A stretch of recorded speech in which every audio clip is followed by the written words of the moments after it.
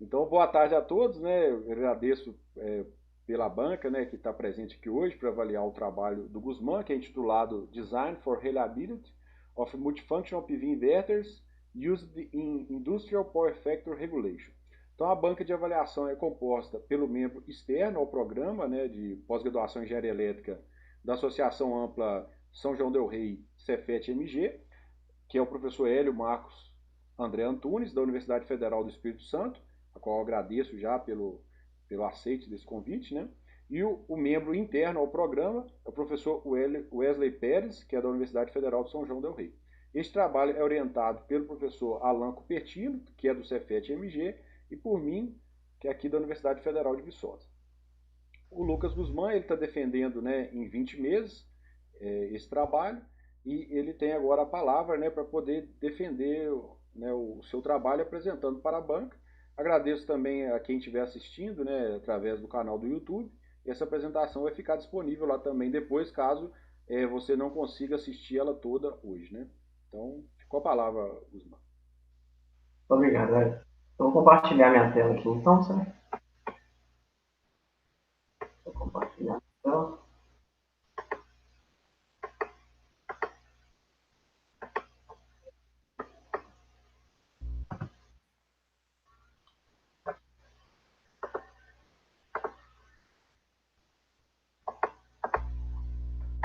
Ok.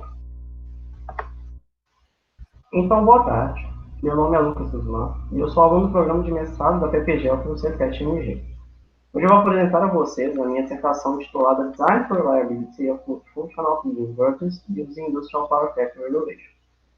Eu gostaria de agradecer a presença dos membros da banca, os professores Hélio e Wesley, que se disporam a corrigir e avaliar esse trabalho, e a presença dos meus orientadores Everton e Alan, e ainda a presença de todos que estão assistindo a essa apresentação.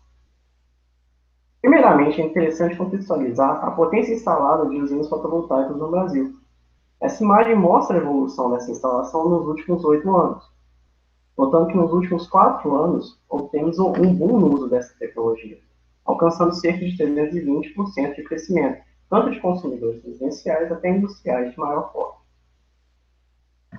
O intuito de uma usina fotovoltaica é gerar apenas potência ativa, de forma a suprir uma demanda de potência ativa local, drenando menos potência ativa da rede.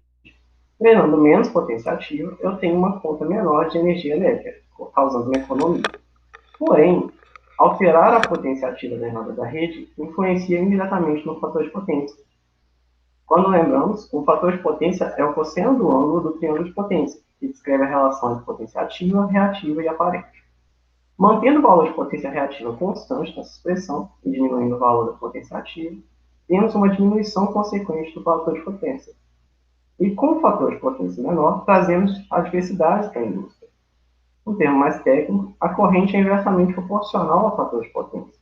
Então, quanto menor o fator de potência, maior a minha corrente, maiores as perdas dos condutores e maior a necessidade de uma bitola maior nos casos. Além dos aspectos mais técnicos, tem os aspectos financeiros. Ou seja, a ANEEL ela prevê uma multa para instalações que operam com fatores de potência abaixo de 0,92, sendo emitido o período de 6 às 11 e de 11 às 6 capacitivo. Essa expressão dada, ela demonstra a tarifa de energia em reais por quilowatt-hora, a energia ativa medida instantaneamente no momento de medição, o fator de potência de referência, que seria 0,92, o fator de potência instantâneo e cada horário de medição, que normalmente é feito a cada 1 hora. As contribuições dessa dissertação são a modelagem teórica do fator de potência com a presença de usinas fotovoltaicas em indústrias, a utilização de bancos de capacitores modernos e inversores multifuncionais para a correção do fator de potência, o design de um inversor multifuncional com base em sua confiabilidade, visando um número fixo de anos de operação, e a comparação de custos de investimento e pesos do inversor. Observemos, então, um sistema que consiste de uma indústria, com todos os componentes, associados a uma usina fotovoltaica. Temos a indústria, que descrevemos por uma carga RL, ou seja, ela demanda uma potência ativa e uma potência reativa indutiva na rede. Em comparação, temos uma usina fotovoltaica, a qual utiliza irradiância solar e converte em eletricidade em corrente contínua, armazenando essa energia no barramento CC. Através de um inversor de um controle com a filtragem específica, eu consigo converter essa potência CC para CA e inserir essa potência na rede. Ou seja, o inversor faz o link entre os painéis e a rede em si. Temos a rede propriamente dita, cobrando pela energia líquida consumida pela indústria, e um banco de capacitores que é utilizado especificamente para a correção do fator de potência. O fator de potência normalmente é corrigido com um banco de capacitores, porque a maioria das cargas tem características indutivas. Através dessa expressão dada, eu consigo calcular a potência capacitiva necessária para um dado fator de potência de referência. E no mercado temos duas opções de banco de capacitores. Tem um banco de capacitores fixos, que tem uma especificação em kVAR fixa, e geralmente são utilizados em cargas que têm um fator de potência mais conhecido, como o transformador vazio, por exemplo. Ou temos um banco de capacitores automáticos, o qual envolve uma automação mais elaborada, um controlador de fator de potência, vários relés para acionar vários ramos capacitivos. Então é natural observar que, devido à complexidade desse equipamento, ele se torna bem mais caro do que um banco de capacitores fixo. Em relação ao controle do inversor, particularmente, observamos a malha externa, que seria a de mais interesse nesse trabalho. Temos um controle de EDC quadrado, controlando a tensão do barramento, sendo que essa tensão é alimentada por um algoritmo de MPPT para garantir máxima expressão de potência ativa do barramento dos painéis solares. E em relação ao controle de potência ativa, na operação tradicional, o inversor não opera injetando potência reativa, mas sim apenas em casos de low voltage drive-thru, que é quando a tensão da rede cai e, por norma, ele tem que suprir com potência reativa para auxiliar. Porém, no modo multifuncional, eu consigo injetar a minha quantidade específica de potência reativa, desde que ela esteja dentro dos limites operacionais de potência do inversor. Para garantir que esses limites não sejam extrapolados, utilizamos uma saturação dinâmica nessas duas potências. Depois, essas grandezas são convertidas para corrente adicionadas na malha interna de corrente no controle DQ convencional, o qual está considerando apenas sequência positiva nesse trabalho, o qual é modulado com PWM e inserido na chave semicondutores. Em relação à estrutura de saturação em específico, nós inserimos potência desde que eu nunca extrapole esse semicírculo com raio SM. Ou seja, a minha prioridade é injetar potência ativa. Porém, eu sempre vou olhar quanto de potência reativa de imagem eu tenho dentro desse círculo. Observando isso em termos de um fluxograma, iniciamos com a potência ativa que eu tenho disponível para geração e a potência reativa que eu preciso suprir para a minha carga. Eu observo se a potência que eu preciso gerar é menor do que a potência nominal. Se não for, eu não injeto nada de potência ativa, injeto toda a minha capacidade de potência ativa. Porém, se ela for menor, eu injeto o que eu preciso de potência ativa e verifico a margem de potência reativa que eu tenho. Eu verifico se a minha margem é maior do que a potência reativa necessária para a carga. Se não for maior, eu insiro apenas o que eu tenho disponível. Porém, se for maior, eu insiro apenas o que a carga necessita, de forma a não sobrecarregar muito o inversor. Em termos do fator de potência, analisando seu comportamento com a usina fotovoltaica, propomos 3 perfis para um estudo teórico. 2 perfis de potência ativa e reativa, que descrevem o comportamento da indústria, que seria a minha carga, o qual opera das 7 às 17. Foram estabelecidos os valores em PU com base na potência ativa, relativa ao PU, e o fator de potência original dessa indústria já era 0,92. Em relação à potência ativa inserida pelo inversor, consideramos formas teóricas de radiância solar e escalonamos essa curva de forma que a área dela seja igual à área da potência ativa, ou seja, a mesma quantidade de energia gerada é a energia consumida pela carga.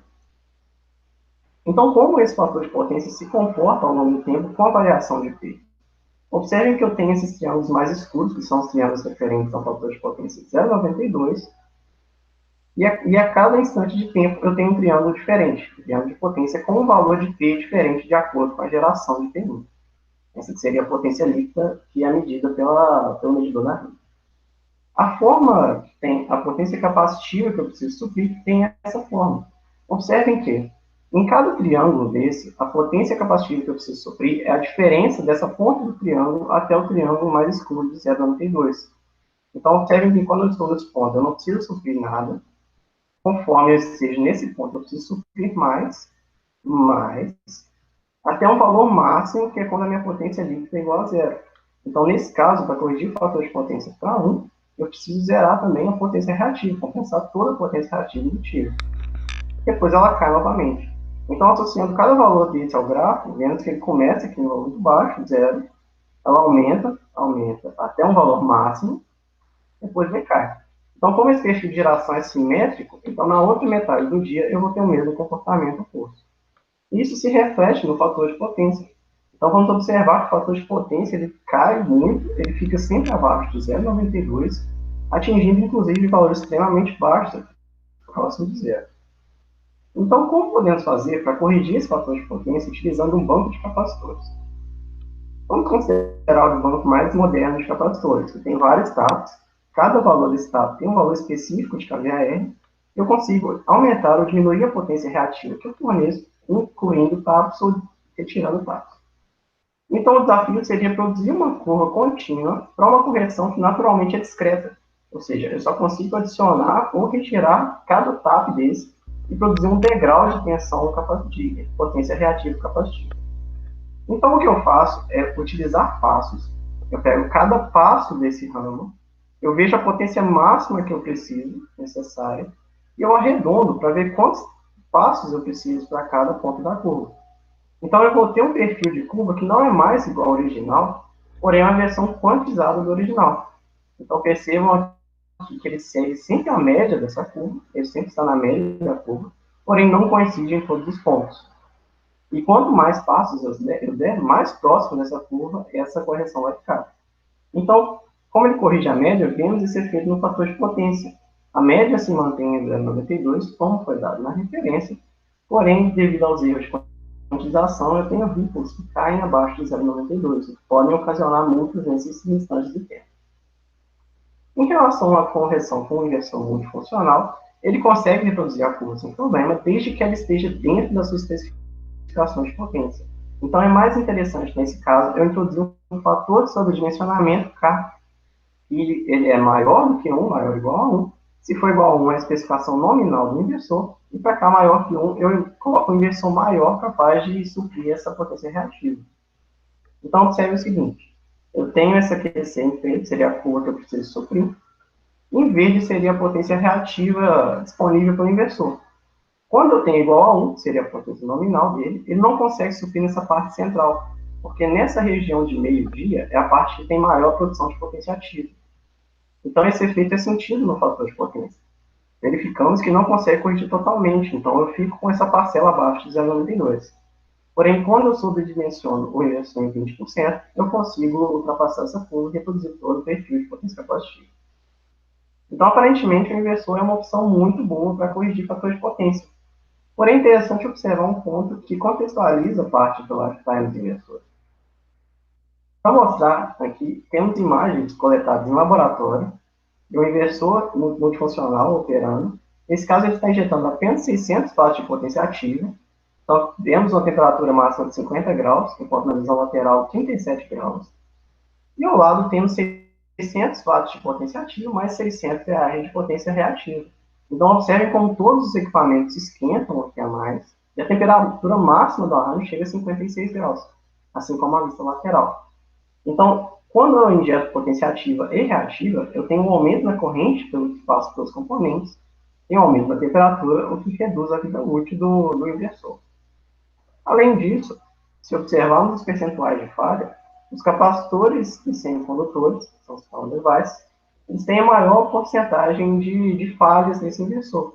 Então, são os principais observados nas análises de lifetime.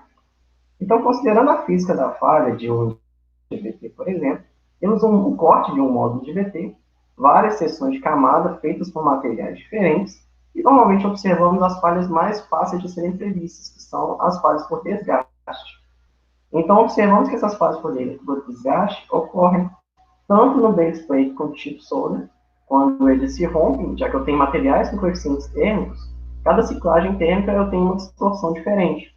E sabemos que a curva de um material segue um comportamento elástico, normalmente a curva de tensão de deformação, porém a partir de uma deformação determinada eu entro na região de comportamento plástico, que é quando eu sofro a deformação permanente do material e posso ocasionar uma falha.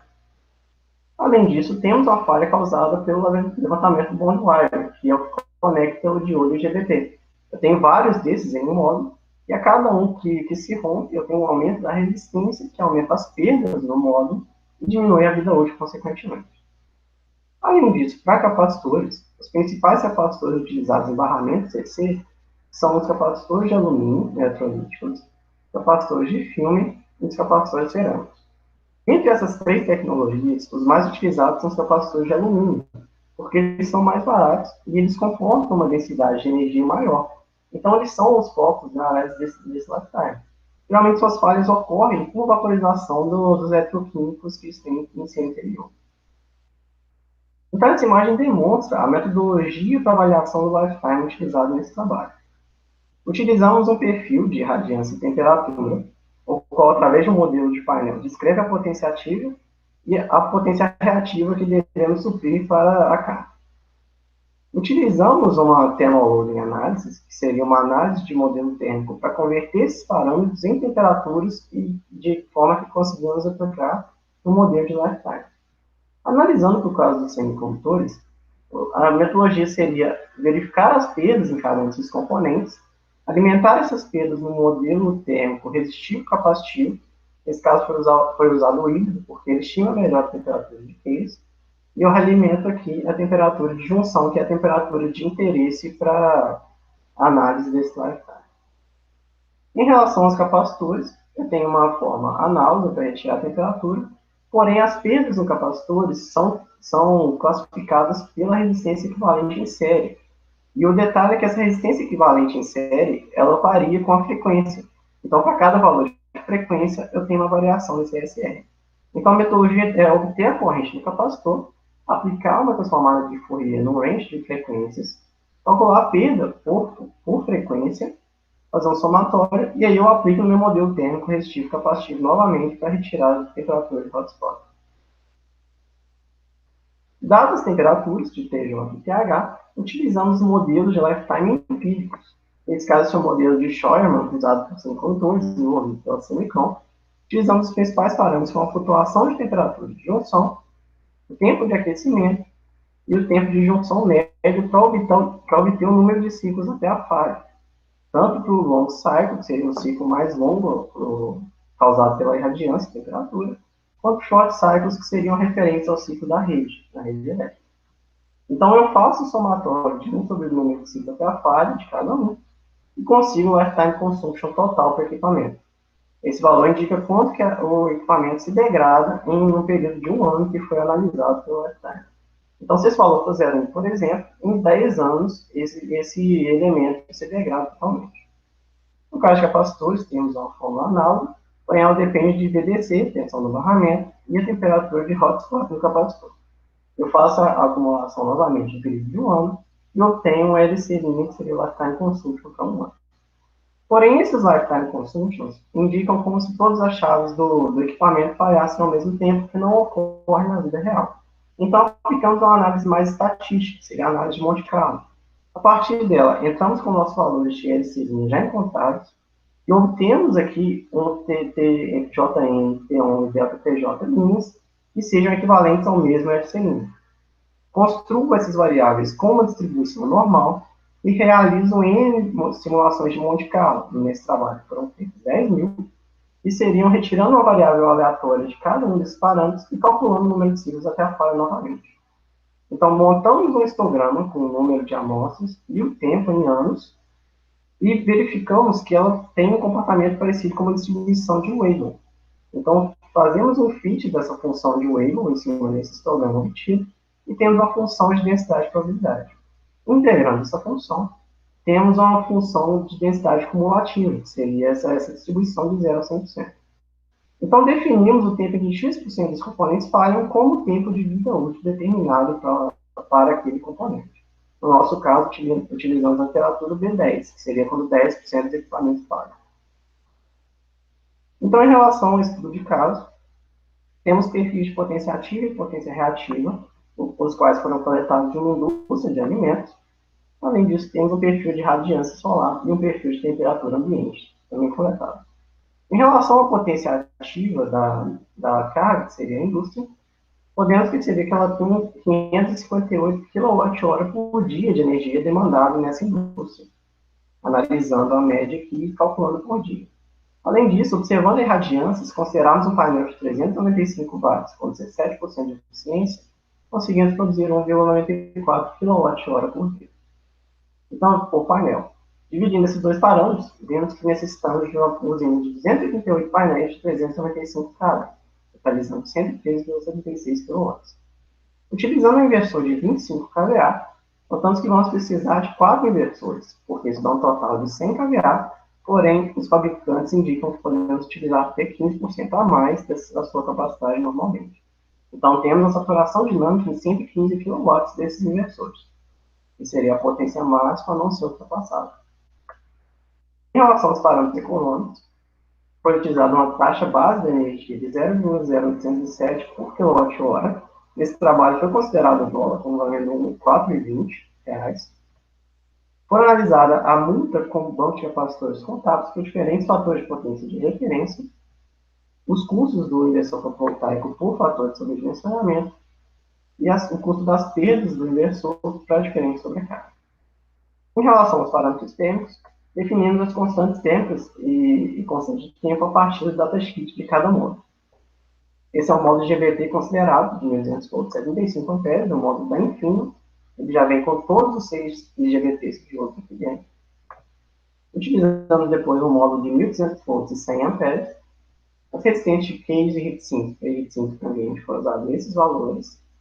Em relação ao capacitor, a resistência térmica de hotspot ambiente foi usada de 2,3, cujos valores de capacitância são 680 microfarad e foram arranjados em ramos com 2 em série e 5 ramos em paralelo, sendo expandido depois para 6 ramos em paralelo. Em relação aos resultados, a implementação da usina fotovoltaica ela causa a queda do fator de potência de fato abaixo dos limites toleráveis. Então, nessa curva, podemos ver o fator de potência aqui em função da porcentagem total de horas. Então, vemos que ele fica abaixo desse valor. Essa curva foi até plotada em função de ser um logaritmo. E analisando a multa causada nesse caso, temos $8.253 por ano.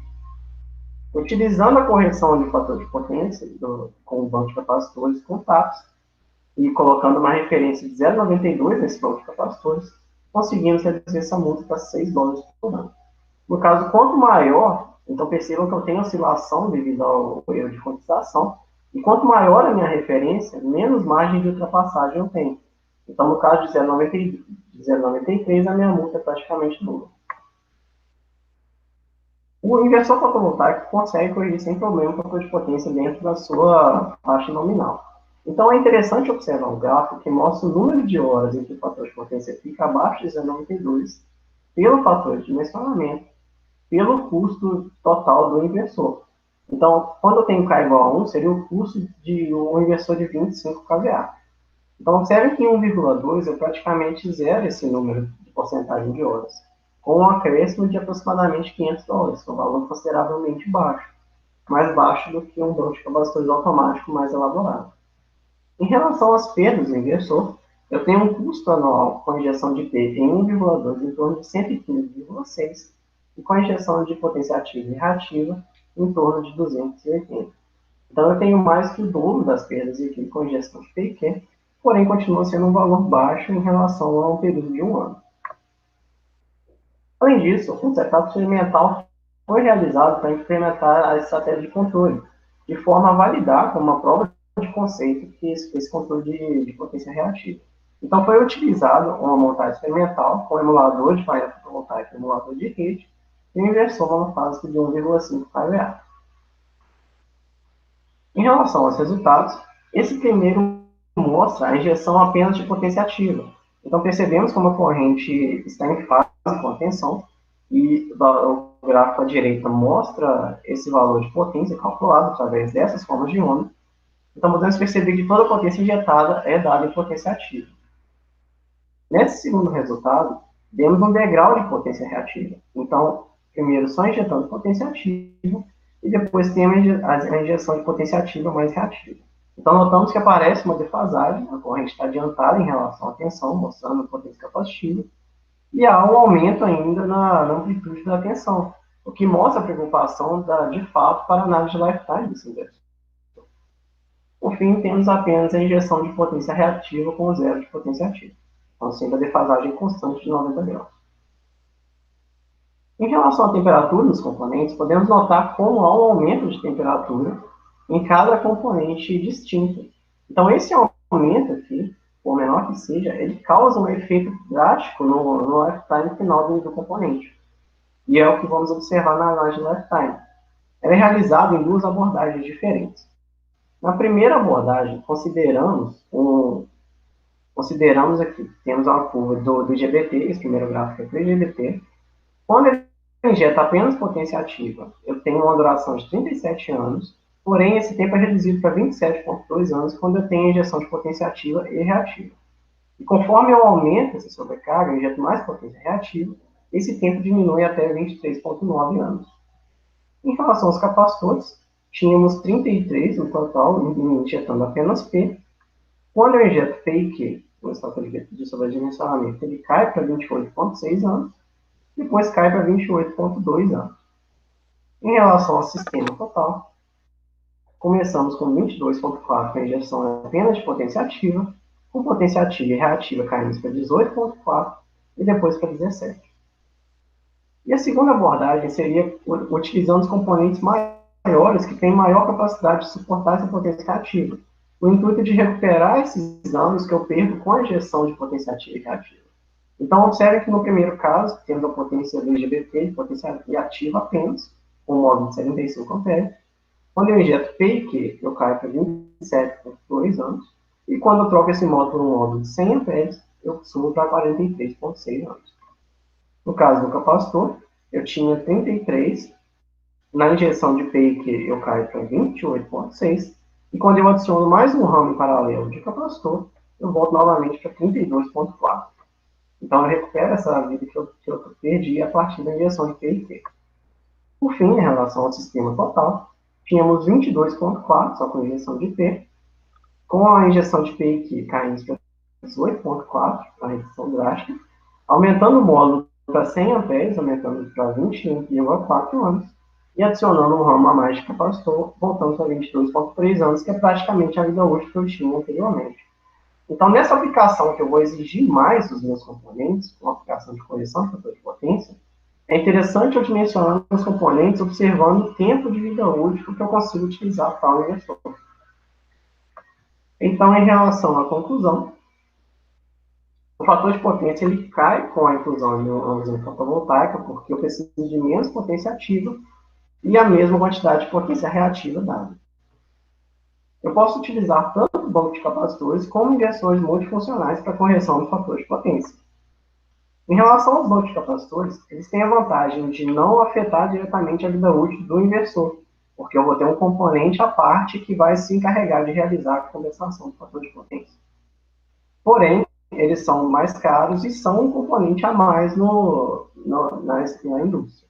Vão ter um custo de manutenção, de troca, etc. Em relação ao inversor multifuncional, a vantagem é que ele já é um elemento que estará presente na usina fotovoltaica. Então, mesmo que eu só injete potência ativa, eu preciso ter um inversor fotovoltaico. Então, eu estaria fazendo um trabalho extra com ele. Porém, a desvantagem é que eu vou ter uma redução na vida útil caracterizada, a qual pode ser contornada desde que eu conte um inversor que tem maior dimensão.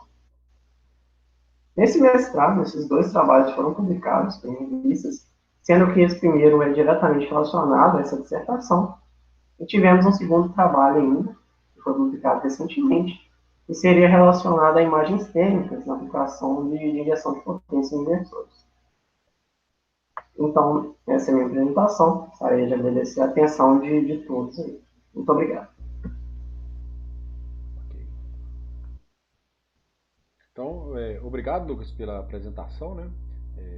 Passo agora a palavra ao professor Hélio, da Universidade Federal do Espírito Santo. Então, fique à vontade, Hélio, para as suas considerações. Ótimo. Obrigado. Primeiramente, né, gostaria de agradecer o Everton, né, o Alan e o Lucas, né, pelo convite, né. Assim, primeiramente falando da apresentação do Lucas, né, assim, gostei muito da apresentação, fez um tempo muito bom, né. os slides bem claros, assim, sem quase nenhum texto, assim, bem... A forma também como você explicou também foi bem clara, né, com as animações, assim, eu também... Algumas coisas também ficaram mais claras, né? Gostei bastante, né?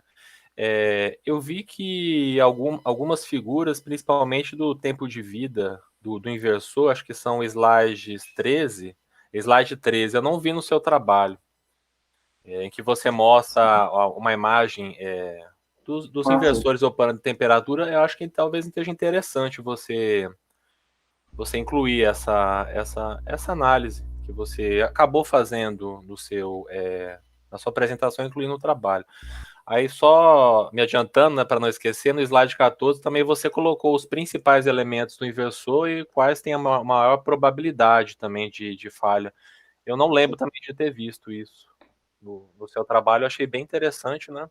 Porque acho que no seu trabalho você fala que são as chaves e capacitores, né, se não me falha a memória, e você já vai mais direto ao ponto que você quer abordar. Eu acho que é interessante você incluir aquele gráfico, né, de barras, né? Agora eu não estou me recordando, se você puder colocar no slide 14, só para relembrar. Eu fui anotar e acabou. Você passou, se você puder pôr. Tem um gráfico de barras com a porcentagem das falhas que ocorrem. Isso, exatamente, eu achei bem interessante. Isso você encontrou em alguma referência, né? Sim. Com certeza, né? Ah, tá, legal isso.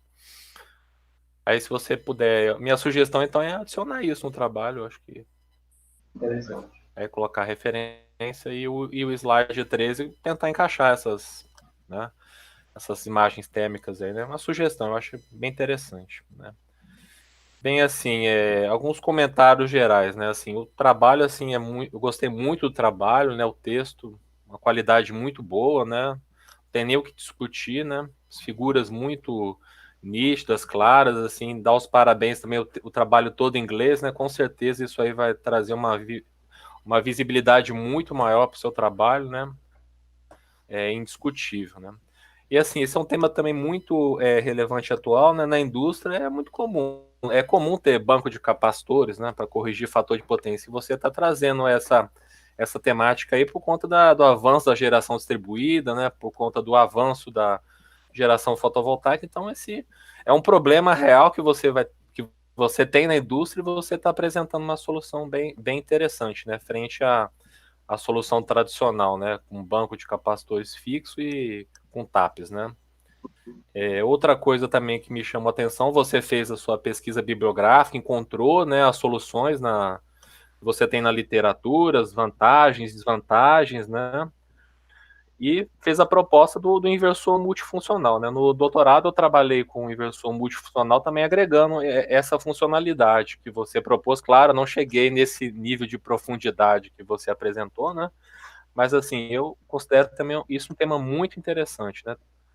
Pode dar dar uma grande quantidade de trabalhos futuros para o Everton, para você também, Lucas, assim, bem interessante mesmo, tá? E o mais importante, né, você fez o estudo do impacto do tempo de vida útil no inversor, se implementar essa funcionalidade, né? E também apresentou resultados experimentais, bem interessantes, né? Bem, assim, com relação à escrita do texto, eu encontrei pequenos erros, tá? Eu vou te encaminhar depois o PDF com as minhas anotações, e isso eu não vou ficar perdendo muito tempo discutindo erros. Só que são alguns erros bem bobos, assim, pontuação, né? Alguma palavra escrita errada, mas assim, a sua escrita foi muito boa, na minha opinião, tá? Assim, fazendo o modelo do texto no LaTeX, assim, fica uma qualidade muito boa, né? Muito bom mesmo, tá? Assim, uma sugestão que aí você pode ver com o Everton, com o Alan, eu gosto sempre de, em cada capítulo, fazer uma breve introdução do que será apresentado. Você fez as conclusões, assim.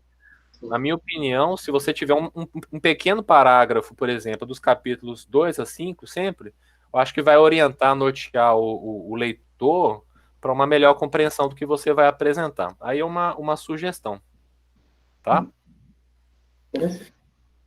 Ok? Assim, com relação às referências bibliográficas, eu cheguei a contar mais de 50 referências, na minha opinião, assim, para um aluno de mestrado, tá, é muito bom, né, dentro de artigos, dissertações, tá? Artigos atuais, né? E por final, você até apresentou, não tem nem o que discutir. Você conseguiu 2 publicações em conferência, uma em conferência internacional e numa revista de alto fator de impacto, né? Então é assim, atesta assim a qualidade do seu trabalho, né? Então meus parabéns também pelo seu empenho, né? Dos orientadores também por conseguir essa publicação logo no mestrado, né? Gostei muito. O seu trabalho eu recebi uma atualização no meu e-mail, eu já tinha recebido, já tinha dado uma passada de olho no seu trabalho, eu gostei também muito. Tá? Agora, Lucas, então eu vou com algumas dúvidas pontuais que eu tive ao longo do texto, eu vou te fazer algumas perguntas. Tá? Você tem acesso ao seu texto, né? Tem, Olha, na página 26, 26, né? Você, no primeiro parágrafo, fez uma contextualização do uso de banco de capacitores, né? É a solução mais comum, né? O que, na minha opinião, eu acho que faltou você fazer é ressaltar um pouco as desvantagens, né? Por exemplo, a questão do problema de ressonância harmônica com a rede, né? Pode ter. Você depois, mais para frente, se não me falha a memória, comentou a questão do peso e o volume, né? De um banco de capacitores. Eu acho que nesse ponto aqui, nesse parágrafo, você deveria destacar algumas desvantagens, que isso vai fazer com que quem vai fazer a leitura do seu trabalho, né, vai se motivar um pouco mais, né? Não que o seu trabalho não motiva, assim, mas vai chamar mais atenção. Hélio, Né? só um comentário. Ô, Lucas, você pode jogar o PDF para outra tela sua?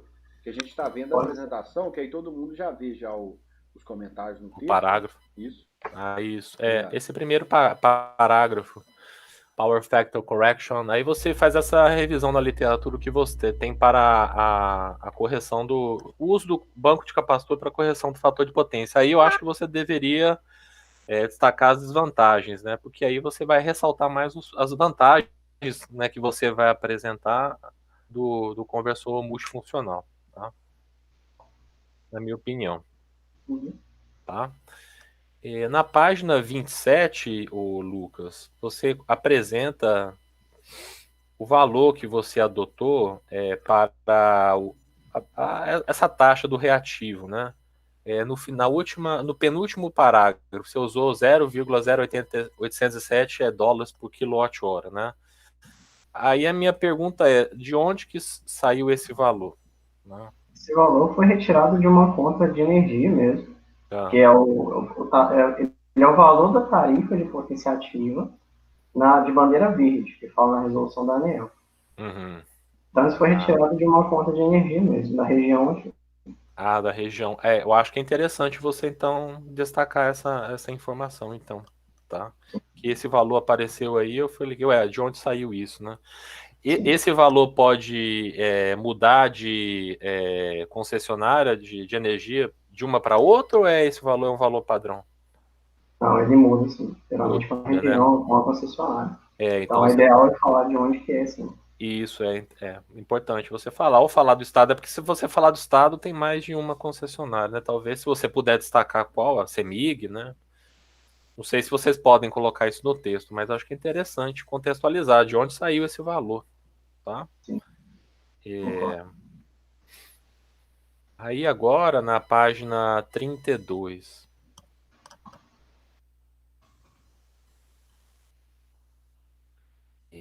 Na página 32, você vem aqui no último parágrafo, né? A última linha, né? These capacitor banks are currently in a range of... você colocou $1.500, né?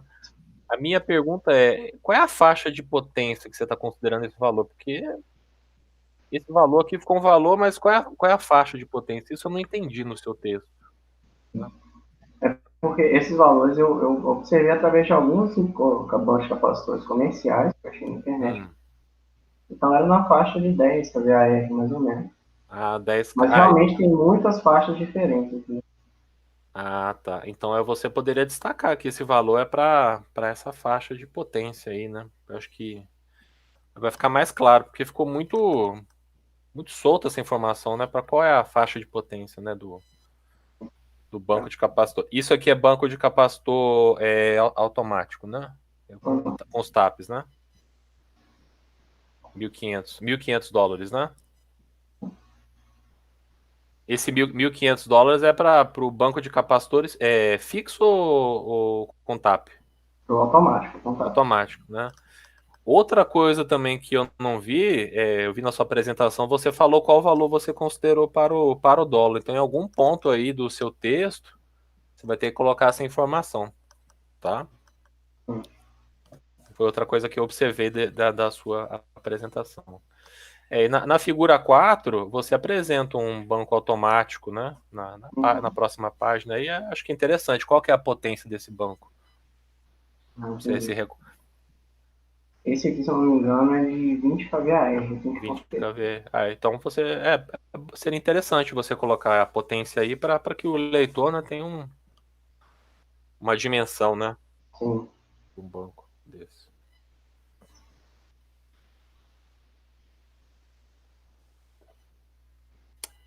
Agora na página, né, nessa página mesmo, depois da figura 4, né?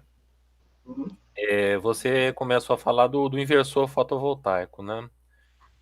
Aí você comentou que pode ter presença do filtro, o filtro passivo pode ser LC ou um filtro LCL de terceira ordem, né?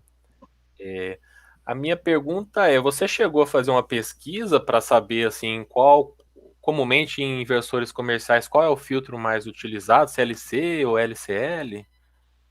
Não cheguei a fazer uma pesquisa de campo em inversores comerciais, mas eu cheguei a ver muitos que tinham LC no lugar do LCL. LC, né? Eu também trabalhei numa usina e os inversores tinham esse filtro LC, né? Sim, inclusive aquele da parte experimental, que é a inversão monofásica que usamos, ele tem o LC só, né? Ah, sim, eu também estava com essa suspeita, né? Ah, entendi. Então, tipo, lá, aquele lá já era LC. Já é LC, né? Ah, entendi. A minha sugestão aqui no texto é talvez você destacar, né, que o filtro LC tem a possibilidade de pode ter ressonância com a rede, se não tiver o resistor de amortecimento. O experimental tinha algum resistor de amortecimento no capacitor? Se eu não me engano, eu acho que... não tenho certeza, na verdade. Porque ele já tinha a placa pronta lá. Pronta, né? Entendi. Não tenho certeza. Esse que eu vi comercialmente, ele não tinha resistor de amortecimento, não.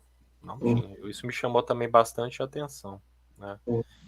Eu acho que você poderia aqui, se você aceitar a minha sugestão, destacar que o filtro LC tem essa desvantagem, né? De pode ter ressonância, né, com a rede, né? E ele tem uma atenuação na frequência de corte de menos 40 dB por década, né? Enquanto o LCL vai ter uma atenuação maior, né? Menos 60 dB por década. Aí acho que isso pode orientar o leitor, né? Escolher um ou outro, né? Mas aí é só uma sugestão só, né?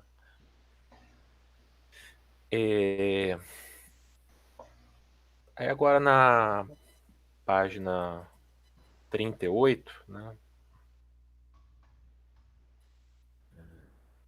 Deixa eu ver aqui. Aí, desculpa, figura da página 38. Ah, não, desculpa, eu digitei errado, é figura 9. Cometi um erro aqui. Exatamente, página 37, desculpa. Você, a página 37, a figura 9, né? Você apresentou esse seu diagrama de fluxo aqui, né? Que você apresenta qual é a estratégia que você vai tomar para saber qual é o valor de reativo que você vai injetar.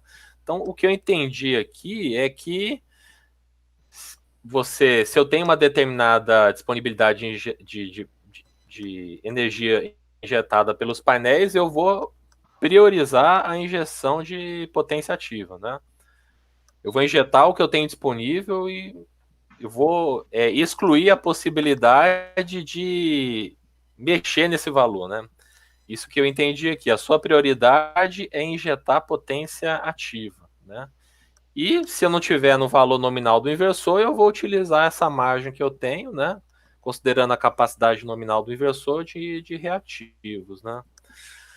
Aí a minha pergunta é o seguinte: isso foi uma limitação que vocês impuseram no seu trabalho de trabalhar somente com inversores em que eu não tenho como controlar a potência ativa gerada pelos painéis? Nesse caso, a pergunta seria, então, se eu não consigo controlar essa potência ativa, tá vindo dos painéis. Dos painéis, né? Porque, pelo que eu entendi aqui do seu diagrama do inversor, vou tentar. Do seu diagrama de controle na figura 6, né? Na página 34. Você tá controlando a tensão no barramento CC, tá gerando uma referência de potência e vai gerar uma corrente de eixo direto, e você tem uma outra malha de reativo. A minha É. pergunta é: tem como você limitar aqui essa potência ativa? Que, pelo Então, meu. esse controle, o nosso foco era extrair o máximo de potência ativa dos painéis de Dos geração. painéis. Ah, Então, sim. esse VDC eu colocaria como MPPT, por exemplo. Então, Ah, eu coloco tá. a tensão para extração de máxima potência ativa do painel, sendo que a injeção de potência ativa é a minha prioridade para o inversor.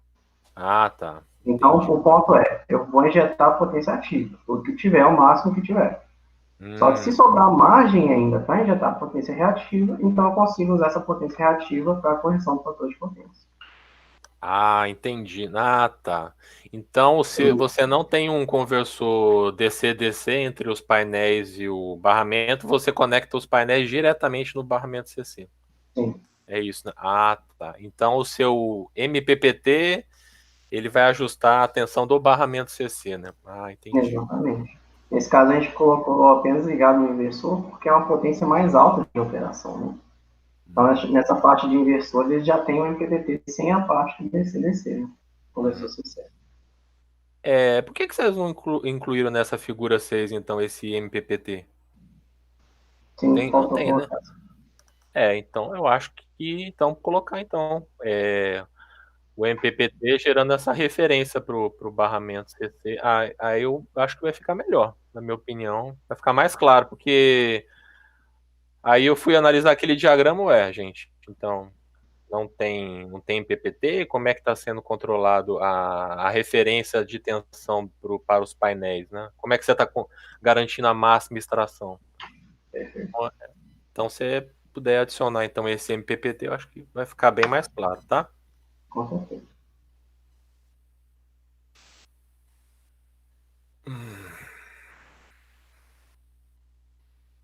Aí na página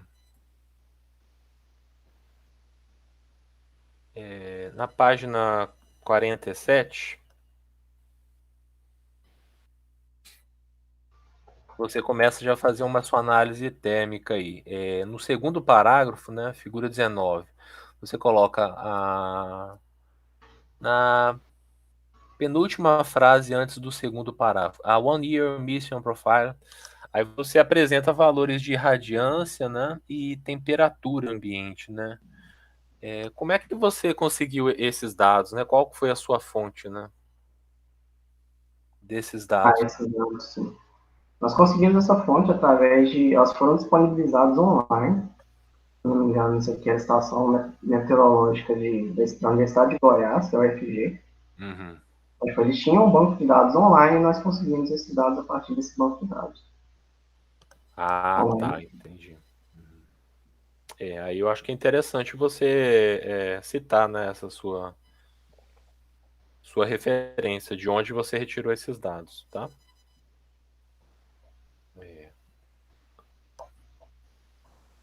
É. Ainda nessa mesma página, pode ter sido minha falha aqui durante a leitura do texto, né? No último parágrafo da página 47, você fala: During reactive power compensation, the inverter operates under higher thermal stress conditions, né? Da onde que você tirou essa informação? Por que você está falando isso? Eu não entendi isso. Em qual parte? A primeira frase do último parágrafo. During reactive power compensation, the inverter operates under high thermal stress conditions. Por que isso? Eu não É entendi. porque Que observe que quando eu tenho injeção tanto potenciativa quanto reativa, eu tenho maior corrente passando através dos componentes. Uhum. Então eu tenho mais dissipação de calor, por isso eu tenho maior estresse térmico nesses dois componentes. E esse maior estresse térmico é justamente o que reduz a vida útil de cada componente. Uhum. Então seria nesse sentido.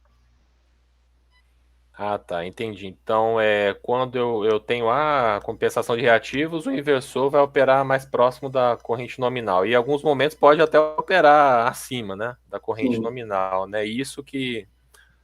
Tá, entendi. Se você puder explicar melhor isso aqui, eu acho que essa informação aqui, eu concordo com você, o que você explicou, mas eu acho que você deveria explicar um pouco melhor Tá. essa frase, tá? E agora na página 53, né? Ok. Na página 53, aí você parte para a apresentação de como você projetou o seu sistema fotovoltaico 4.1, né? Uhum. Aí também a minha pergunta, esses dados de radiância e temperatura, você retirou também da onde isso? São aqueles mesmos dados que eu citei anteriormente. Isso, então você reforçar essa informação aí vai ficar bem, bem completo, tá? Ó,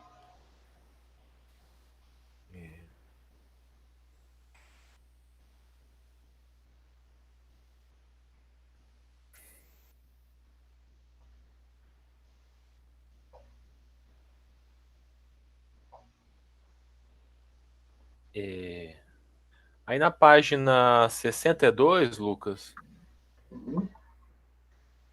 aí você já vai para a parte de correção do fator de potência com inversor multifuncional, né? Aí no item 5.12, o terceiro parágrafo, o último parágrafo da página, né? Aí você coloca aqui a solução de esse valor aqui de US$ 500, né? Como é que você chegou nesse valor? Nesses US$ 500, no caso, adicionando o novo módulo, né, das chaves, né, e do capacitor, esse valor é isso? Que esse US$ 500? Seria utilizando um inversor maior, sobredimensionado. Dimensionando, mas aí você só considerou o valor dos componentes, né, das chaves, os módulos e capacitores, né? Nesse caso, foi o inversor em si, porque essa Inversor. curva de investimento que foi mostrada aqui também, ela foi feita coletando valores de inversores comerciais, escrevendo em função da sua potência nominal, entendeu? Ah, tá, entendi. Então, então esse seria a diferença em realmente o valor do inversor. Tá. É realmente um inversor comercial, né? Sim, comercial. Eu acho então que você poderia destacar essa informação, que você fez essa pesquisa, né? Posso até ter dormido um ponto aqui na hora de fazer a leitura, mas eu confesso que eu não vi essa informação. Eu achei interessante aqui, eu falei, como é que ele estimou esse investimento aqui, né? Sim. Você destacar essa sua pesquisa, né? Isso foi feito em base você colocou aqui, né? Was made Gator in market prices. Não, então não precisa, não. Eu que realmente. Talvez aqui você puder colocar no texto aqui, ó. Com certeza. Aí acho que vai ficar, porque tá bem pequenininho aqui, realmente não vi. Vai estar aqui. Aí se você puder complementar, acho que vai ficar muito bom. Sim. Aí agora na página 64, que você vai para a sua parte experimental, né? Você comenta que utilizou um inversor monofásico, você apresentou toda a teoria do controle do inversor para o trifásico, né? E você comenta no texto, aqui no primeiro parágrafo, depois da figura 31, que foram feitas pequenas adaptações no controle, né? Aí a minha dúvida é o seguinte: você fez o seu controle lá do trifásico usando coordenadas de Q, né? Com monofásico, como é que você fez o controle? Usou que tipo de controle, né? Realmente esse controle em Ah, monofásico, ele já é feito em corrente alternada direta. hum, Porém, identificando o pico lá da corrente, né, por exemplo, ah, geralmente a malha externa ela é parecida com essa do trifásico. Sim. Uhum. Então, a maior diferença foi realizada na malha de corrente mesmo. Malha de Então, a corrente. sintetizar a amplitude da corrente que é produzida no monofásico. Uhum. Mas aí foi você que implementou essa estratégia de controle ou isso é uma solução já pronta, você só utilizou só o equipamento? Então, nós implementamos essa solução no laboratório, lá na bancada. Foi um colega meu de laboratório que implementou. Aham. Uhum. Então, com o auxílio dele, eu implementei essa parte de potência reativa. Que seria para Ah, analisar o caso de injeção de potência só ativa ou reativa. uhum. Então, Ah, é uma entendi. bancada experimental de inversor multifuncional que a gente já tem no laboratório. O colega meu trabalha nela em específico. E eu utilizei para adicionar esses resultados a mais no meu trabalho. Ah, entendi. A minha sugestão então ele deve ter publicado algum artigo dessa implementação, colocar uma referência aqui, se alguém tiver uma curiosidade, né, maior, né, de como que é essa implementação, né, pode buscar essa referência. A minha sugestão então é colocar uma referência, então, tá? Acho que vai ficar muito bom. Ainda nessa página 64, você comenta que foi até um dos resultados que você apresenta aqui, ó. Os reativos da figura 32A, você comenta que tem reativos, né? E tem alguns reativos aí, deixa eu ver aqui quando eu anotei. Que você tem são por conta da impedância do filtro, né? Então, no caso, como é que tá tendo a rede está suprindo o filtro? Como é que é isso? Isso eu não É entendi porque muito se você bem. for observar, se der um zoom muito grande aqui nessa figura, Uhum, sim, dá para ver que ela não está em zero realmente, tá vendo? não tá em zero. Aham. Não foi sobre isso que a gente quis falar. Tentamos colocar a injeção só potência ativa, mas tem uma pequena parcela aqui que seria referente à impedância do fio. Então foi algo nesse sentido. Mas a minha dúvida é o seguinte: você operou com uma malha de corrente, né? Sim. Então, você estava controlando a corrente no indutor do filtro LC. Então, você está querendo dizer que o capacitor tá livre na rede, ele é alimentado pela rede, é isso? Sim, o Porque olha. capacitor, ele fica com a saída para a rede. Hum, ah, tá, entendi. Então eu acho que você poderia complementar, porque isso aí ficou um pouco assim, pouco explicado assim, por que que a rede está suprindo, né? Eu acho que você deveria falar que o filtro do seu inversor monofásico LC, você controla a corrente no indutor e o capacitor ele é alimentado pela rede, né? Aí por isso que você tem esse reativo aí. É desprezível, né? Não estou condenando o seu resultado, né? Mas aí eu acho que vai ficar mais bem explicado, tá? Se você puder colocar essa informação, acho que.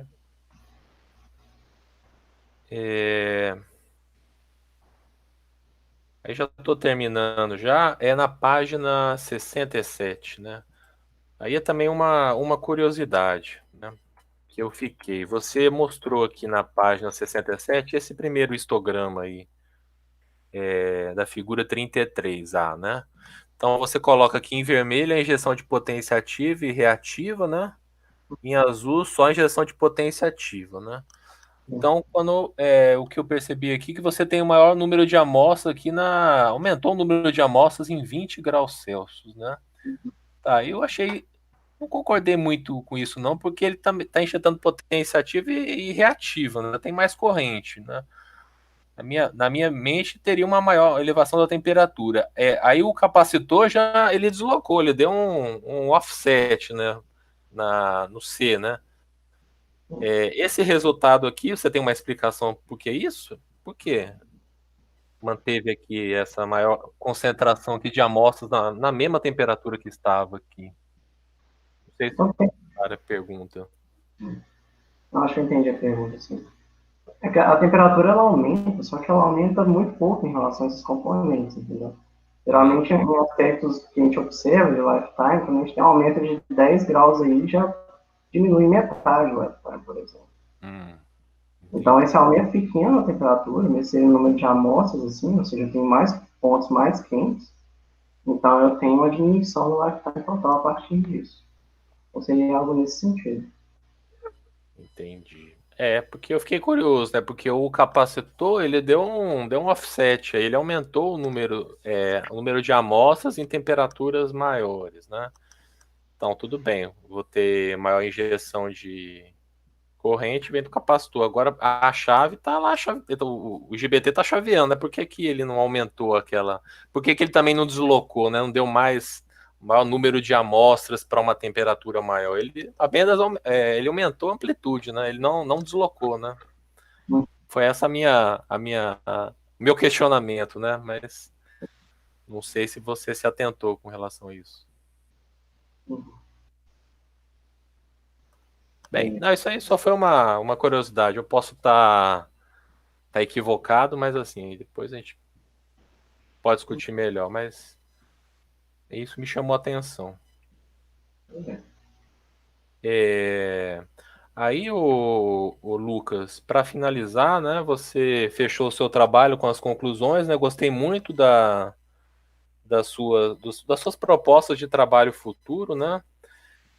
Aí a minha pergunta talvez eu assim considero talvez como um trabalho futuro o seguinte: você está partindo do pressuposto que você vai instalar numa indústria um inversor fotovoltaico, ele vai fazer injeção de potência ativa e reativo, né? Então você está considerando que não tem banco de capacitores na instalação, né? Aí a minha sugestão é o seguinte: e para as indústrias que têm banco de capacitores, né? Você vai adicionar um inversor fotovoltaico. Será que não seria interessante, né, trabalhar, né, aproveitar o capacitor da instalação, que faz a correção, e operar coletivamente com o inversor, formando até um filtro híbrido, né? Vai ser um filtro híbrido, né? O capacitor está ali corrigindo o fator de potência, o inversor pode ajudar em alguns momentos que você não está conseguindo manter o fator de potência exato no valor que você deseja, ou em alguns momentos desligar o banco de capacitores e entrar somente o filtro ativo, né? O inversor como filtro ativo, né? Aí na minha opinião, talvez seja um trabalho interessante, né? Considerar então instalações que você tem o banco de capacitores e possa aí ter a instalação de um sistema fotovoltaico. Né? Muito legal. Tá? Aí seria essa também uma sugestão de trabalho futuro. Eu trabalhei com isso no mestrado, né? E encontrei alguns trabalhos também que você tinha um filtro híbrido paralelo, né? O filtro ativo trabalhava cooperativamente com o banco de capacitores. Tá? Bem, então esses eram as minhas sugestões, as minhas perguntas, né? Mais uma vez aí, parabéns pelo trabalho, né? Então eu volto com a palavra para o professor Everton. Obrigado. Ok, muito obrigado, Hélio, pelas palavras. Depois, no final, quando for falar, eu tento tocar alguns pontos que você comentou. Então, eu gostei muito da sua visão do trabalho, assim, deu para perceber vários pontos nossos que ficaram realmente fracos, né? Então, com certeza, a gente vai melhorar, assim, para a versão final desse trabalho, tá? Passa agora, então, a palavra ao professor Wesley para as suas considerações. Fique à vontade, Wesley.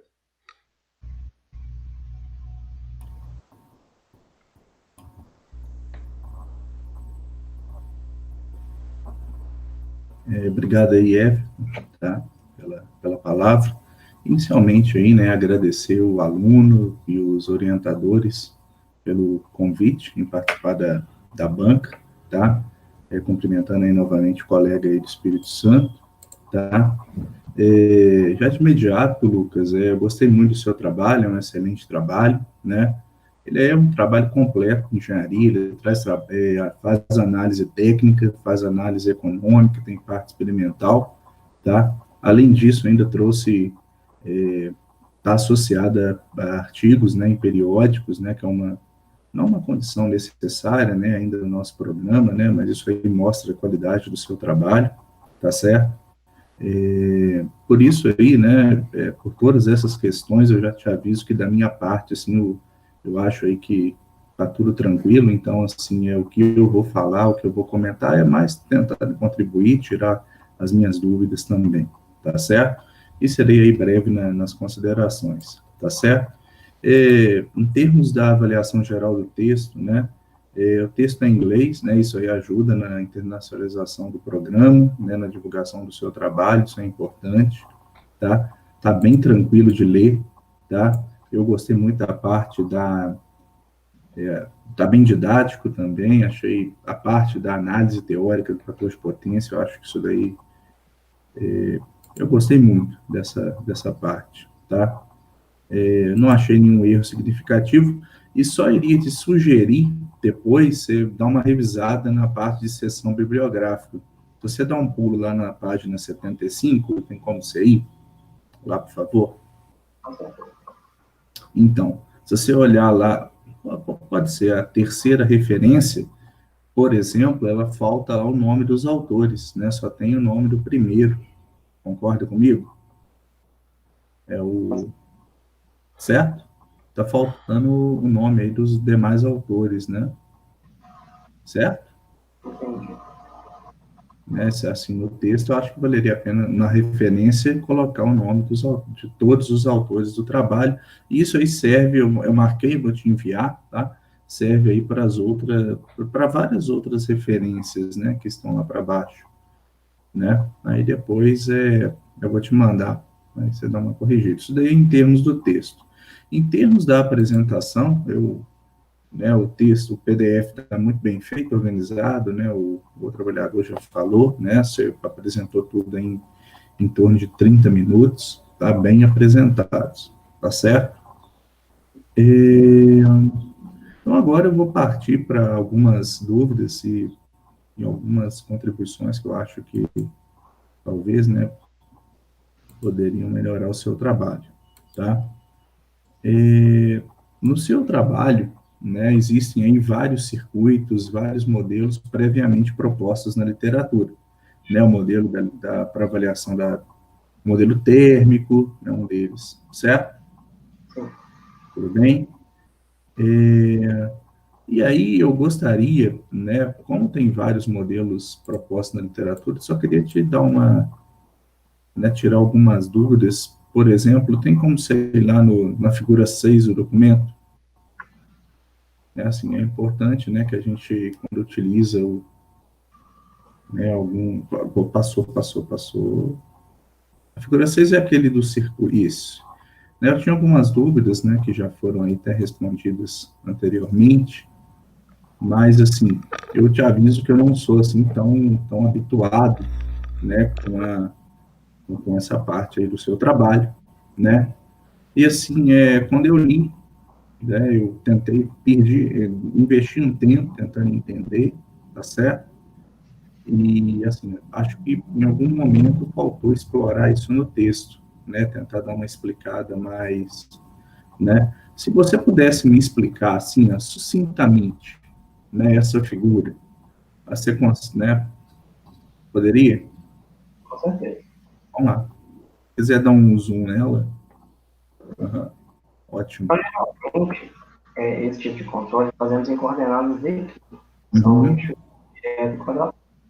Isso é interessante para correntes trifásicas, porque transformamos três grandes trifásicas em duas correntes aqui, desacopladas, um eixo D e um eixo Q. Uhum. Mas são contínuas. Então, eu consigo utilizar controladores que são lineares, como o PI, por exemplo. Então, eu utilizo uma estratégia de PLL, que fez lock loop, para identificar o ângulo da rede e sincronizar as tensões e correntes aqui nos eixos D e Q, de forma que eu tenha duas grandezas contínuas agora. Uhum. Então, em relação à malha externa, eu tenho alimentação através de um algoritmo de MPPT, que o Hélio até comentou, e realmente tem selecionado aqui. E eu utilizo um controlador de tensão de barramento. Eles passam um controlador convencional, PI, essa é uma grandeza contínua. Tem uma saturação dinâmica que eu implemento nesse trabalho. E eu utilizo a fórmula de potência MDQ para extrair a corrente no eixo direto. Uhum. Eu faço um controle da corrente no eixo direto, para o PI, faço um feed forward, que é feito para correção nessa expressão, das coordenadas, e chego com a minha tensão em DQ corrigida. Aí eu tenho a segunda malha, que seria a malha de reativo. Eu posso usar tanto a operação tradicional como a multifuncional. Eu tenho a saturação, realizo o controle de potência reativa, depois realizo o controle da corrente de eixo Q, utilizo o feed-forward novamente, e tenho aqui tensões em DQ, que são convertidas para ABC, são moduladas por um PWM, nesse caso, por dados P-Spectrum, e são alimentadas no semicondutor. Sim. Edições de volta aqui de cada parâmetro, fechando a malha. Né? Uhum. E como que é feito o ajuste desses controladores PI? Esses controles têm várias referências que eu sigo, eu até citei essa referência ao longo do texto. Eu não cheguei a dimensionar cada um, escrever as fórmulas no texto em si. Sim. Elas foram citadas. Mas tem deduções para cada PI desse sistema. Ah, sim. Seria aí deduções analíticas. Sim, deduções analíticas, são as pressões mesmo. Uhum. Para ficar num ponto de vista mais objetivo, nós achamos que não seria tão interessante colocar todas as deduções. Claro. Mas, questão é interessante. Ah, sim. Em termos de, assim, dúvidas minhas, tem algum trabalho, assim, que trata especificamente, por exemplo, de aplicação de otimização em cima desse ajuste desses controladores PI? Não que eu saiba, né? Uhum. Desconheço. Tá. Então aí tem essa, tudo bem.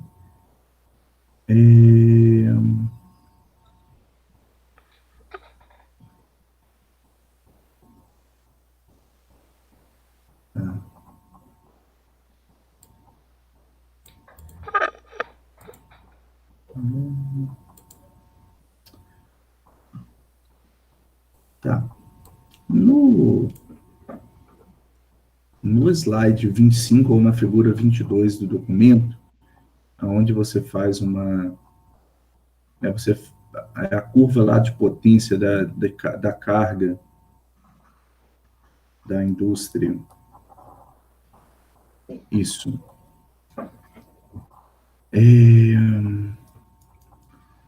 Você falou que você pegou parte, né, dessa curva e fez a expansão, não é isso? Pegou parte com um período de medição e fez a expansão para os demais meses do ano, certo?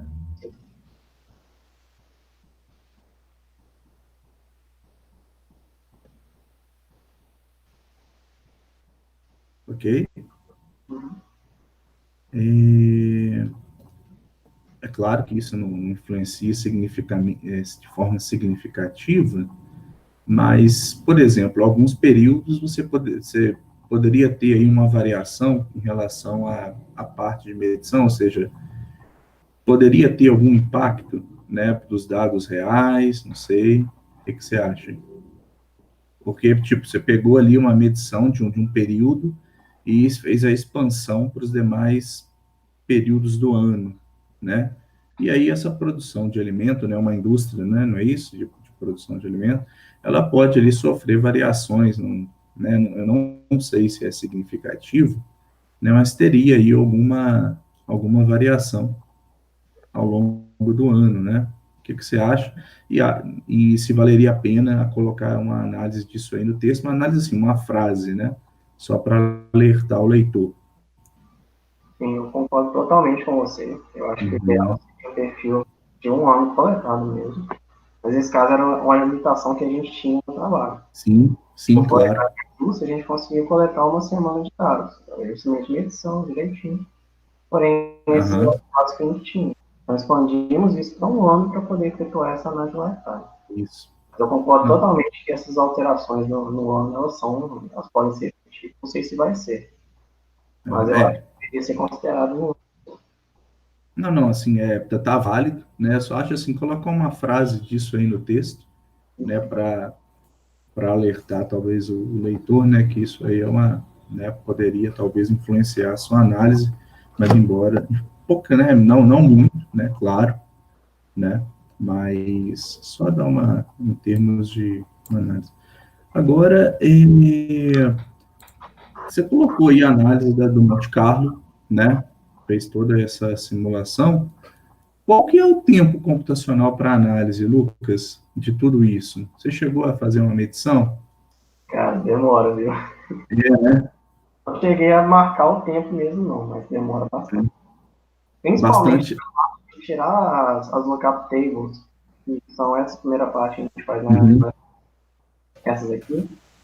A gente faz no Flex e demora um bocado de tempo. Coisa de Sei. semana. Semanas. E Nossa. puxar. Pois é, sabe por quê que eu ia... Isso, então vai invalidar, né, uma ideia aí que eu tinha pensado, o seguinte, né? Já que você estava selecionando ali os parâmetros, os parâmetros, né, ali para o inversor, né, eu pensei, olha, se ele aplicasse uma otimização, né, só que aí a otimização teria que analisar o Monte Carlo, né, novamente ali para cada solução, mas aí isso aí invalidaria a minha ideia, porque o tempo computacional é muito elevado, né? Mais uma vez, acho que valeria a pena simplesmente citar aí um período médio aí desses tempos de simulação, né? Porque isso aí, né, está associado diretamente à sua análise também, tá certo? Mas, assim, é bastante interessante, tá? E, realmente, essas simulações estatísticas, elas não tomam muito tempo, né? Eu mexo mais com a parte, assim, na simulação, né, de sistemas elétricos, e quando aparece lá Monte Carlo, a gente sempre tem um problema com isso, né? E aí demora também, aí eu fiquei curioso para saber, e eu falei, vou perguntar a ele aí durante a parte da fala, né? Agora eu tenho umas duas últimas perguntas, tá, Lucas? Não vou me alongar mais não, é mais sobre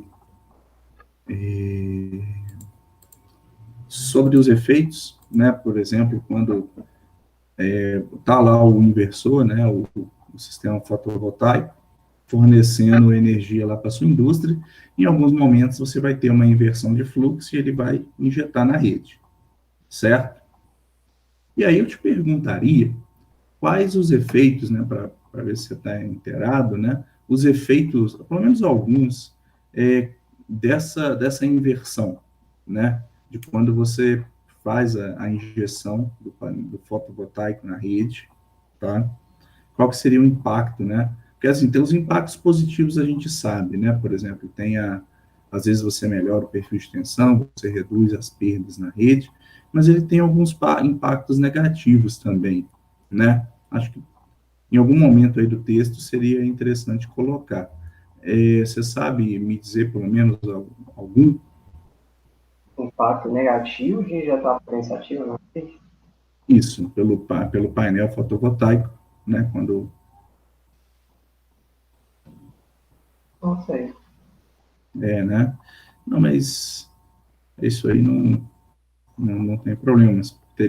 Traz também, né, acho que é interessante discutir, com problemas aí de tensão elevada, dependendo do momento em que está ocorrendo isso, né, ele também tem impacto, dependendo aí do desequilíbrio de tensão na rede, tá, impacta na proteção do sistema. São casos aí onde a geração distribuída, né, você tem injeção na rede, né, isso aí a gente sempre fala dos efeitos positivos, né, como o seu trabalho, às vezes, ali, o fluxo pode inverter, né, para a rede, né, acho que poderia, em algum momento, colocar.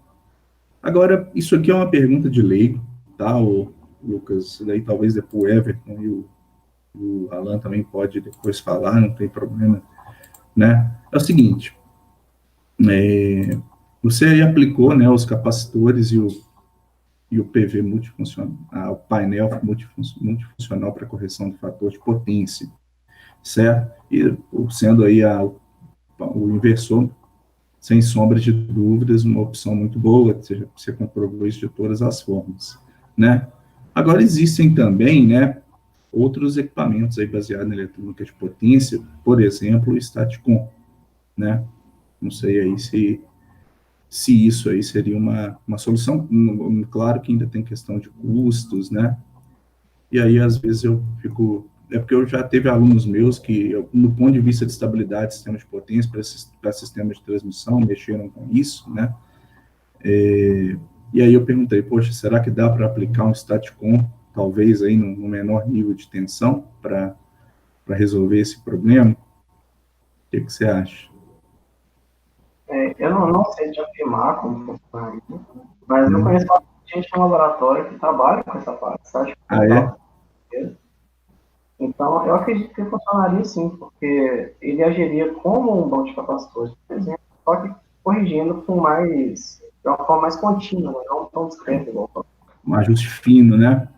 Seria um ajuste bem fino, então acho que seria uma opção interessante. Talvez seja mais interessante usar o inversor fotovoltaico por você não ter que adicionar um componente a mais no sistema. Claro, claro. Isso é uma vantagem muito clara do inversor fotovoltaico, o ponto é que você já precisa dele. Então, mesmo que você não corrija nenhum fator de potência, você já precisa dele para injetar potência ativa. Isso. Então, você está colocando ele para fazer um trabalho esse. Então, essa é uma vantagem desse fator. Mas eu acredito que um Staticom seria uma opção interessante.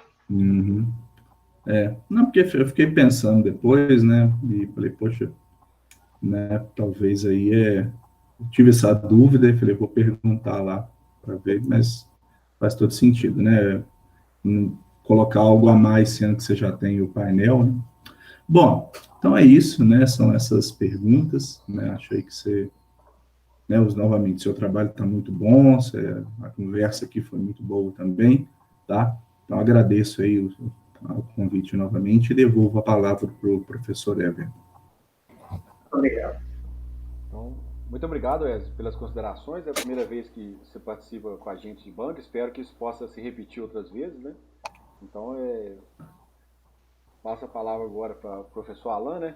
Para ele fazer suas considerações, comentários, e depois eu também vou fazer mais alguns comentários.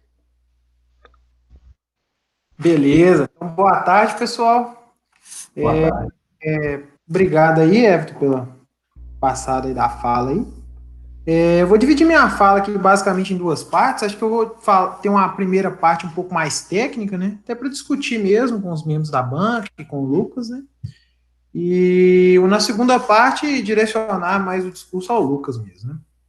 Então, acho que primeiramente em relação à fala do Hélio, né?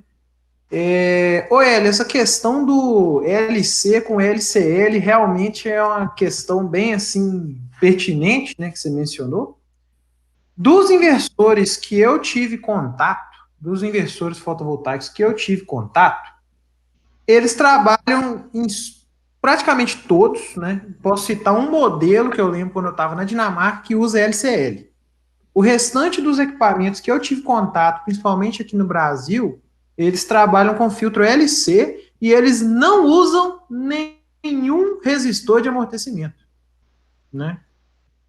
Então, com certeza, eu acredito, né, que possa ter algum efeito de ressonância, sim, principalmente em sistemas fracos, né? É uma questão crítica aí do filtro LC. Também tem uma questão do inrush, quando você liga ele na rede. Então, esse inversor do Lucas, que ele fez os experimentos, apesar dele ser um inversor pequeno, o pico de corrente na hora que vai fazer a carga desse capacitor é bem considerável, sabe? No momento que você faz a conexão da rede para o capacitor carregar, né? E outra questão é que esse inversor ele faz o controle da corrente de dentro, né? Do indutor de dentro, né? E por esse motivo, se a gente não coloca nenhuma referência de reativo, acaba vindo um pouco do reativo da rede, né, para suprir de fato a potência reativa desse capacitor, né? Então é um ponto, esse seria o ponto, né? E em relação aos dados, né, só mencionando, esses dados foram dados que o professor Enes Marra, lá da Universidade Federal de Goiás, ele disponibilizou, né? Basicamente, esses dados, eles são dados, já está completando quase 4 anos de uma usina fotovoltaica que eles têm, que eles montaram num PID lá, e esses dados estão disponíveis na internet, então você consegue acessar esses dados, e você tem séries lá de radiância e temperatura de quase 4 anos já, para a cidade de Goiânia, né? Então, esses foram dados que ele consegui com ele até no CBEM, deixa eu ter um agradecimento aqui para ele, e tem possibilitado a gente poder fazer essas análises com dados aqui do Brasil, né? Porque grande parte das análises inicialmente a gente fazia com dados que eu tinha conseguido lá em Aalborg, na Dinamarca, né? E a característica, a diferença do perfil é brutal, né? Tanto em termos de radiância quanto de temperatura, né? Ok. Em relação àquela questão da distribuição dos dados lá, ô Lucas, se você puder ir naquela figura que o Hélio perguntou, eu acho que vale uma segunda olhada nesse ponto que você mencionou, Hélio. Um ponto que eu só vou chamar a atenção, que talvez o Lucas não chamou na hora, é que se você der um zoom na figura, você vai ver um deslocamento de amostras para a região acima de 100 graus, por exemplo, para os IGBTs, que seriam aquelas barras vermelhas. Se você puder passar o mouse em cima, Lucas, por gentileza. Obrigado. E o problema é que quanto maior a temperatura, maior o consumo de vida. Então, se eu tiver, por exemplo, 100 ciclos em 20 graus, mas eu tiver um ciclo em 100 graus, esse ciclo de 100 graus ele é muito mais significativo para o dano do componente do que aquele monte de ciclos acontecendo ali, às vezes em temperaturas bem menores, né? Então, essa não linearidade aí, ela complica, mas eu acho que sim, vale a pena uma análise melhor nessa figura, para ver se a gente identifica, né, essa questão da... Por que a gente não está vendo esse deslocamento claro, como a gente está vendo no caso dos capacitores. A gente vai olhar isso com certeza. Beleza. Em relação à fala do Wesley, né, agradecer ele também aí pelos comentários, né, acho que foi muito bom, né. Em relação à parte de ajuste dos controladores, Wesley, eu vou fazer uma meia-culpa. O que acontece aqui no laboratório é que todos os alunos que entram no laboratório, eles fazem um treinamento antes de começar a trabalhar, seja iniciação ou seja aluno de mestrado, né? E é um treinamento que é basicamente implementar o controle em coordenadas síncronas de um inversor trifásico. Então, existe esse treinamento e a gente tem uma metodologia de ajuste dos controladores que a gente segue, que é uma metodologia de alocação de polos, que é bem estado da arte, sim. Basicamente, a gente considera as faixas de passagem dos controladores, né? E por meio das plantas, a gente consegue fórmulas analíticas para calcular os ganhos desses controladores, né? E o Lucas, numa primeira versão, eu me lembro que ele tinha colocado essa parte, mas na época, na minha revisão, eu senti que talvez não teria tanta necessidade e talvez isso condensou demais de forma que prejudicou o entendimento da figura. Então, acredito que a gente pode pensar em retornar com essa parte, talvez, para tentar explicar melhor aquela parte do controlador, né? É uma questão importante, né? Ok. E em relação à parte do Staticon, acho que também foi um comentário bastante feliz, né? Na verdade, meu doutorado eu trabalhei com Staticon, né? Então tem alguns alunos que trabalham comigo no laboratório que atuam nessa parte, né? A nossa ideia principal foi tentar incluir as funções de Staticon dentro do inversor fotovoltaico, para a gente não ter um outro equipamento, né, que fosse instalado no ponto e que tivesse um custo maior, porque vamos pensar em quem for implantar a usina, né? Ele está disposto a fazer aquele investimento de acrescentar a usina no sistema, e este investimento ele te dá um extra, que são funções de Staticon dentro do inversor fotovoltaico em si, sem a necessidade de colocar um equipamento adicional. Então, a nossa ideia mesmo foi tentar combinar essas funções de Staticon, né, mais na parte de compensação de reativa, a gente não pensou muito em estabilidade, né, o controle da tensão do PCC, que com certeza foi um outro ponto muito feliz que você mencionou, né, dos problemas quando a gente tem um elevado fluxo reverso na rede. Mas a gente acabou focando na compensação de fator de potência inicialmente, porque, no meu ponto de vista, é algo que você vende para o cliente, não para a concessionária. Então, o cliente está investindo no inversor fotovoltaico e ele está tendo um benefício extra, né? Se a gente prover uma compensação de tensão, vamos dizer que parte desse benefício é para a concessionária e, entre aspas, é um pouco mais difícil de vender a ideia, né? Então, acho que seria um ponto. Bem, em relação à minha segunda parte da minha fala, né, gostaria de falar um pouco aí sobre o Lucas, né? Acho que o Lucas aí foi um cara muito importante aí no GCEP. Esse trabalho, né, com certeza o Everton vai falar um pouco, né, mas começou um pouco no desenvolvimento da monografia dele. Então, tiveram várias pessoas, né, que tiveram papéis importantes durante o desenvolvimento desse trabalho, né? E é importante ressaltar, né, que eu falaria que essa dissertação de mestrado do Lucas é só a ponta do iceberg, né? Porque ele teve participação em diversos projetos que a gente teve ao longo desses últimos 2 anos aí, 3 anos, ou um pouco mais que ele está trabalhando com a gente, né? Foram projetos até de parceria com empresas, né? E o Lucas teve um papel importantíssimo no desenvolvimento desses projetos. Então, tanto da nossa parceria com a Flex, quanto a parceria que a gente desenvolveu há pouco tempo com a Tial. Então, ele sempre esteve ali disposto a poder contribuir nesses projetos, né? Então, nesse ponto aí, eu gostaria de agradecer você, Lucas, pelo esse seu interesse, né, e todas essas contribuições que você deu para esses projetos que foram importantíssimos para o GCEP, né? E parabenizar você aí pela ótima apresentação que você fez hoje. Acredito que as animações no final que você colocou ali abrilhantaram ainda mais o que você tinha para falar hoje. Então, estou muito satisfeito hoje, né? Parabéns aí e muito obrigado. Ô, Everton, devolvo a palavra. Obrigado, Alan. Eu ia passar a palavra pro Alan falando que ia passar a palavra pro garoto Staticon, né? Na hora que o Wesley falou Staticon, eu tenho certeza que ele abriu um sorriso lá muito grande, né? Então, o famoso jogou o sapo na água, né? Mas rapidamente, só para o Hélio comentou algumas coisas, né? Coisas simples, né? Até que o Hélio falou, por exemplo, o preço do dólar não tem. Na época que a gente fez o trabalho mesmo, tirou todas as análises, o dólar estava na casa de 4 e pouco, né, Lucas? Então, Sim. quem imaginava, né, naquela época que o dólar poderia chegar a 5 e quase 6, né? Então, assim, então é muito importante mesmo deixar o valor registrado, porque a gente não sabe nada, né? O pessoal de economia brinca que eles conseguem prever qualquer coisa, menos o preço do dólar. Então, nenhum economista sério fala qual vai ser o preço do dólar para mês que vem, entendeu? Então, vamos deixar claramente esse valor aí. Esse histograma também, que o Alan já até comentou, também me encucou também. Eu acho que o Hélio foi muito feliz em observar esse detalhezinho aí. Vamos entender, Lucas, se está com o mesmo número de amostras, se está certinho, entendeu? Para que não passe nenhum erro, né, na sua dissertação. Então, o olho do Hélio tá bem interessante aí para ver esses detalhes aí, né?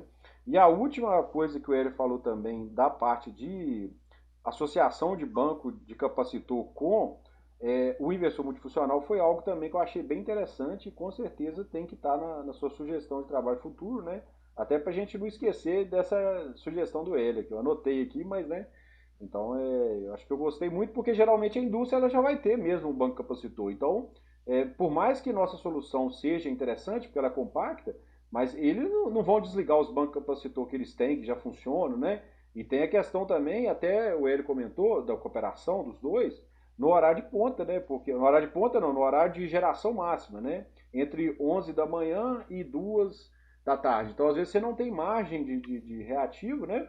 Para o inversor, e você pode acionar, às vezes, o banco capacitor já na potência nominal, né? Então, eu gostei muito dessa sugestão do Hélio aí, tá?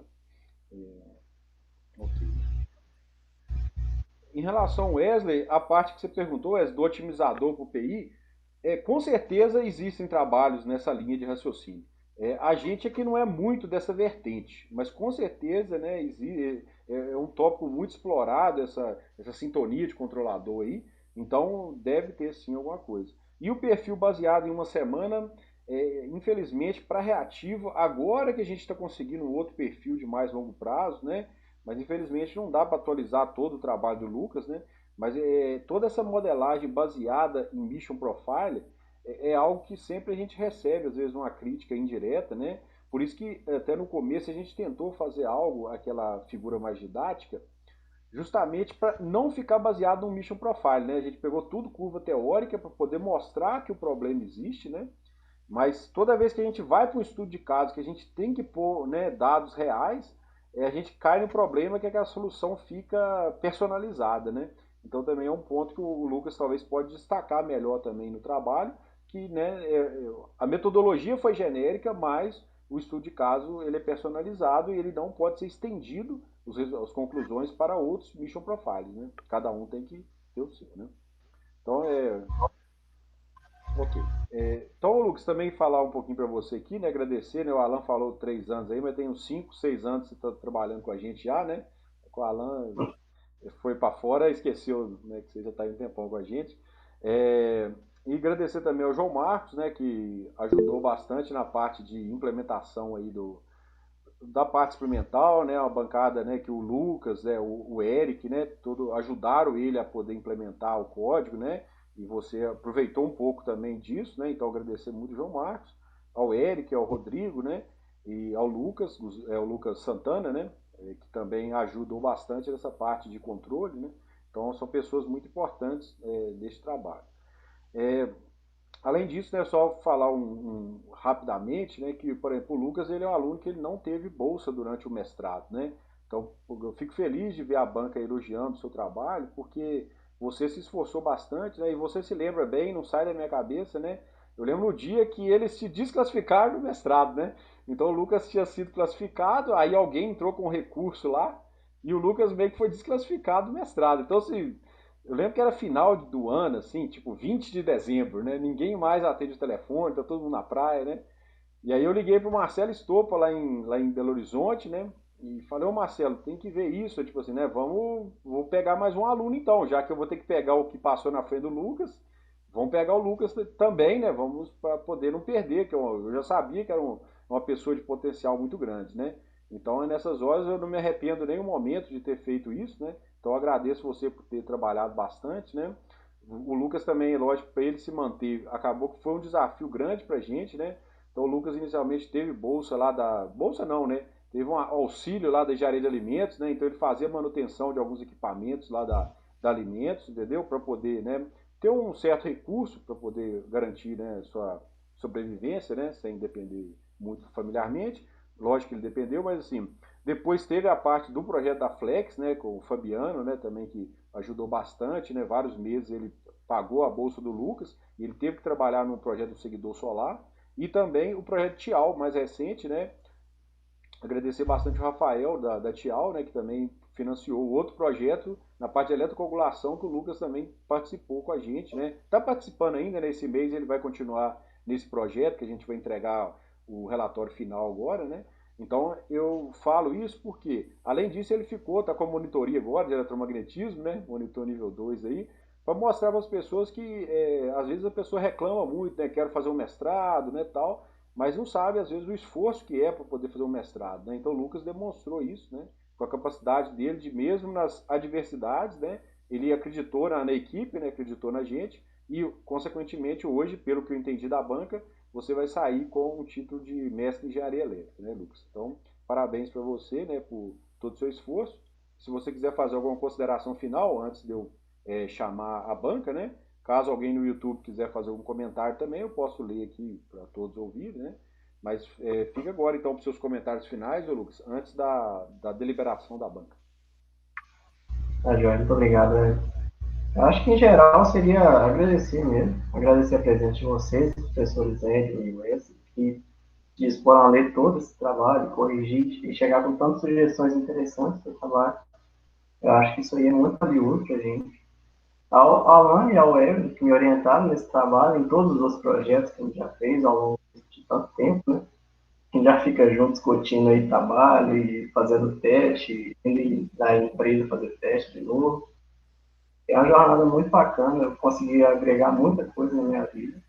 Então, acho que eu me evoluí como profissional e como pessoa mesmo, em todo esse tempo. E agradecer aos meus colegas de equipe também, no laboratório, o William, João Marcos, principalmente, que me ajudou muito nesse trabalho. Me ajudou bastante com a parte de lifetime, porque ele tinha mais experiência com isso. Ele já mexia naquela bancada da questão funcional, então ele me ajudou a coletar dados. Então, é assim, ajudando as pessoas, ajudado também. Né? Então, eu acho que é isso. Gostaria de agradecer a todos do laboratório que me ajudaram, a todas as pessoas que me deram suporte fora do laboratório também, minha família, minha namorada, né, tudo mais, comentando no chat do YouTube. E agradecer a todo mundo à minha volta que me ajudou a tornar esse sonho real. Né? Então, muito obrigado a todos. Passo a palavra para você. Então, beleza, Lucas. O pessoal mandando aí, né? Daiane, o João Vitor, o William mandando parabéns para você. Mas infelizmente agora não podemos dar parabéns ainda. Nós temos que avaliar a banca agora, né? Qual é a deliberação final para o seu trabalho. Então eu gostaria que você pudesse. Eu vou encerrar a transmissão no YouTube, tá? Agradeço a todos que assistiram, né? E o Alan daqui a pouco te chama, ele te dá um toque. Aí você entra novamente no link do Google Meet.